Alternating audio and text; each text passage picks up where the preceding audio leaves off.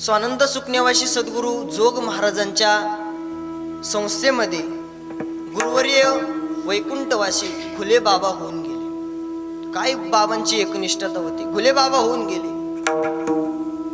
बाबा सकाळी सकाळी उठतायत, उठल्यानंतर विधीला जाऊन येत आहेत। विधीला जाऊन आल्यानंतर मुलांना सांगतात की पाणी ठेवण्याकरता सकाळी सकाळी पाणी ठेवलेलं आहे। पाणी ठेवल्यानंतर बाबा आतमध्ये कुट्यामध्ये येतात, हातामध्ये माळ घेतात, समोर ज्ञानेश्वरी ठेवलेले हातामध्ये माळ घेतात।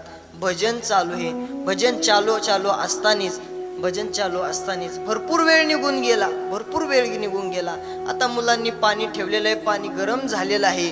गरम झाल्यानंतर मुलांनी सांगितलं की बाबा पाणी गरम झालंय, पण बाबा काय ताटी उघडायला तयार नव्हते। पण महाराज मुलाची हिंमत नव्हती की बाबाच्या ताटी उघडायची, दरवाजे उघडायची हिंमत नव्हती।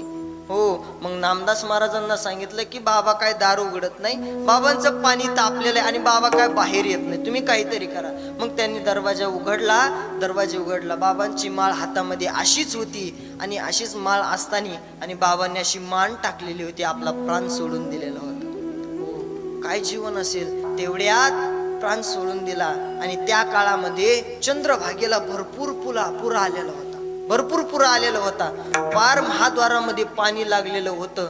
पाणी लागलेलं असताना 3-4च्या दरम्यान, 3रा पहाराच्या दरम्यान ते सगळं पाणी ओसंडलं, सगळं पाणी कमी झालं आणि जिथं शांताराम गुरुजी यांची समाधी आहे त्या समाधी जवळच घुले बाबांची समाधी झाली। महाराज काय एकनिष्ठता असेल। हो, ये शरीराची माती मेळविन तय क्षिती, जेत श्री चरण उभे ठाती श्री गुरूंचे। माझी माती सुद्धा श्री गुरूंच्या चरणाजवळच झाली पाहिजे, ही एक निष्ठता आपल्या जीवनात।